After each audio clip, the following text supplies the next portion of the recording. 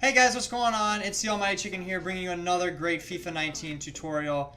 And this tutorial is brought to you by Gaming Frog. If you like the video, if it's helpful, please leave a like in the comments. Please subscribe to the channel, and any and all feedback, please leave in the comment section. We'll read all the comments and do our best to bring you guys more great videos. I'll be doing all the tutorials for Gaming Frog and for FIFA 19. So with that, let's get started. So this tutorial, I'm going to show you how to build a starter team on FIFA 19 when you're on a budget. When you don't have a lot of coins, maybe you've opened up some packs, but you're not really quite sure who you should put into your team. And this video is going to show you which players that I would recommend starting out with. So let's get started. So we're going to go into our concepts here, and I'm going to show you the squad. And we're starting in the 4-3-3 third variant with the two CDMs. And in game, I would switch this from the 4-3-3 to the 4-1-2-1-2. So we're going to start at goalie, and as you can see, we have Begovic, who's going to be our goalie. It was in the search bar, but it didn't come up.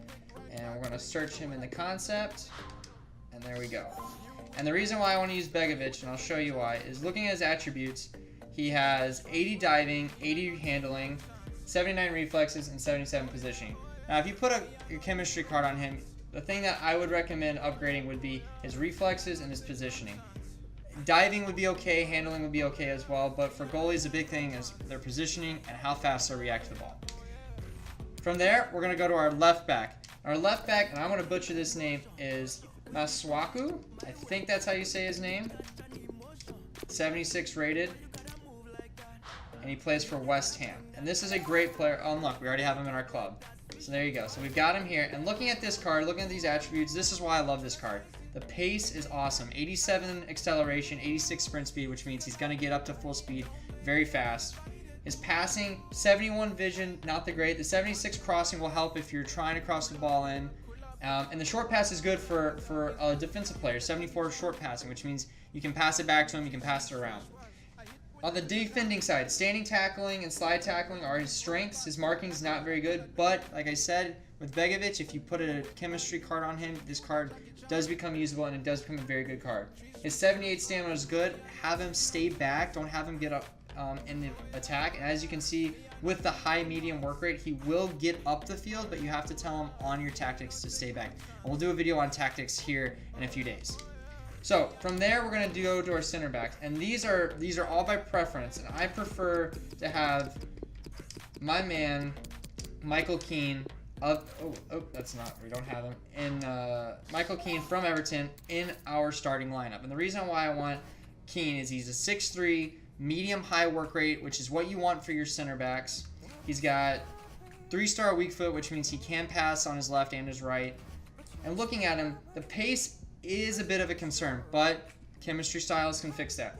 The defending is great though. 80 interceptions, 81 heading accuracy, which means he can get into the box on set pieces and corners. You've got 77 marking and stand tackling.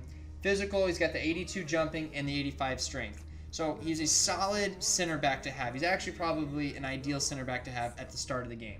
His stamina is low, but he's not going to be getting up the pitch that much with that medium work rate. All right. The next one we're going to add is the Arsenal Frenchman himself, Colchione. And he is another great pair to have with Keane. And the reason for that is, if you look at him, he's got medium-high work rate as well. He's got the 3-star weak foot, which you want to have in your center backs and in your wing backs. That way they can pass the ball around if you have to play it back.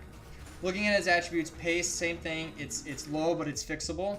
His defending is where I get real excited. 84 interceptions. That's huge for a center back. That's what you want in a center back, is those mid to high 80 players, 90s if you can get it. His heading accuracy is a little low, but at 80 he can get into the box. It pairs well with his 79 jumping. Marking at the 83 is solid for an 82 rated center back. You would want it to be a little bit higher. Like I said, a chemistry shot will fix that. Where you can get real excited with this card is his standing tackle, his side tackle in the mid 80s, and they had aggression at 86. So this guy is going to be up in striker's face, up in the winger's face. He's going to be aggressive, and he's going to get the ball back. All right, to round out our back line, we're going to look at Nathaniel Chalobah. And Nathaniel Chalobah is a baller on a budget, if you will, if you're looking for center backs. Or, sorry, for right backs. And we're going to put him in the club, and the reason why I like him is you've got the good pace, 77 acceleration, 78 sprint speed. He's going to get up to his top speed pretty quickly.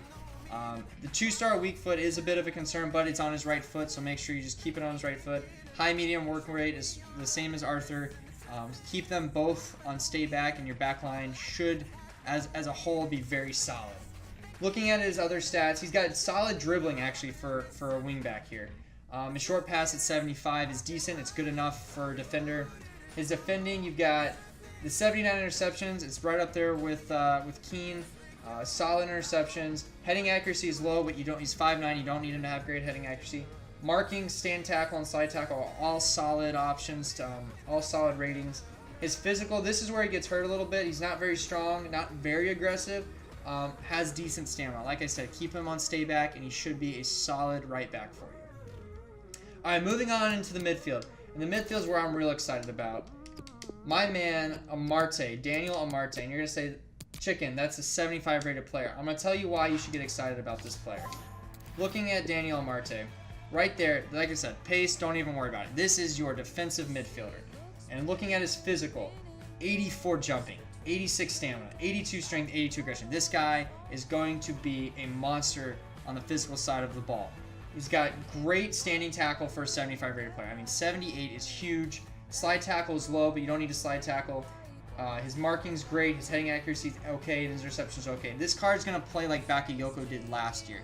He's going to be all over the pitch. He's going to be strong and physical with the ball. And with 76 short pass, he's like your defenders. He's going to get the ball. He's going to be able to get it out and get it up the field.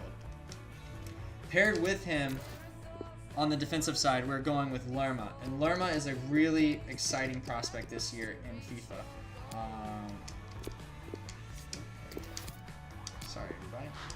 Another great CDM to have, and the reason why you're going to like Lara is his pace is much better than Amarte, so he'll be able to get up the pitch a little bit and be able to get back. He can almost be a box-to-box midfielder. He's got solid defending and physical attributes. If we look at his defending, 80 interceptions. You want high interceptions for your central defensive midfielders.